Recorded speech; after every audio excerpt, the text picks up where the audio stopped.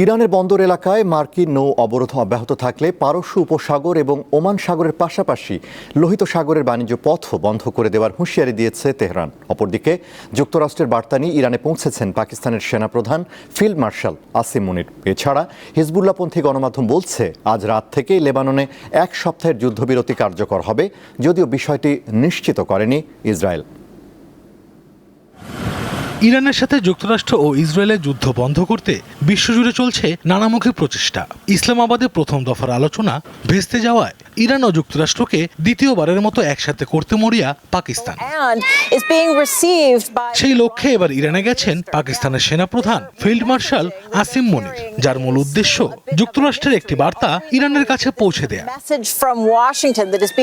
এছাড়া ইরান ও যুক্তরাষ্ট্রকে পুনরায় আলোচনার টেবিলে বসানোর চেষ্টায় আজ 4 দিনের সফরে সৌদি আরব, কাতার ও তুরস্কে গেছেন পাকিস্তানের প্রধানমন্ত্রী শাহবাজ শরীফ। দেশটির পররাষ্ট্র মন্ত্রণালয় জানায়, সরকারি এই সফরে সৌদি আরব ও কাতারে দ্বিপাক্ষিক বৈঠক হবে, আর তুরস্কে দেশটির প্রেসিডেন্ট রিসেপ তাইয়েপ এরদোয়ান সহ অন্যান্য নেতার সঙ্গে আলোচনা করবেন শাহবাজ। এদিকে ইরানকে অস্ত্র না দিতে চীনের প্রেসিডেন্ট শি জিনপিংকে চিঠি পাঠিয়েছেন মার্কিন প্রেসিডেন্ট ডোনাল্ড ট্রাম্প। এর আগে ইরানকে সামরিক সহায়তা দেওয়ার অভিযোগে ট্রাম্প চীনা পণ্যের উপর নতুন করে শুল্ক আরোপের হুমকি দেন। তবে এই অভিযোগ নাকচ করে চীন। এমনকি যুক্তরাষ্ট্র অতিরিক্ত শুল্ক আরোপ করলে পাল্টা ব্যবস্থা নেওয়ার হুঁশিয়ারি দিয়েছে বেইজিং।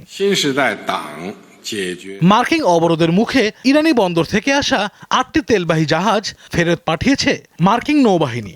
বন্দরে মার্কিন নৌ অবরোধ অব্যাহত থাকলে পারস্য উপসাগর, ওমান সাগরের পাশাপাশি লোহিত সাগরের বাণিজ্য পথও বন্ধ করে দেওয়ার হুঁশিয়ারি দিয়েছে তেহরান।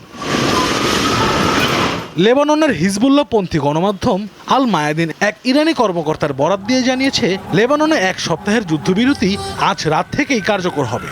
তবে ইসরায়েলি গণমাধ্যম বলছে, এই বিষয়ে এখনো সিদ্ধান্ত নেয়নি ইসরায়েলি সরকার। ওয়াশিংটনে সরাসরি আলোচনার পর ইসরায়েল ও লেবানন উভয় পক্ষ দ্বিতীয় দফার বৈঠকে বসতে সম্মত হয়েছে বলে জানা গেছে। ইসরায়েলি হামলায় এই পর্যন্ত 3.5 লাখের বেশি শিশু বাস্তুচ্যুত হয়েছে বলে জানিয়েছে লেবানন সরকার। আশরাফ শুভ, দীপ্ত, বার্তা কক্ষ।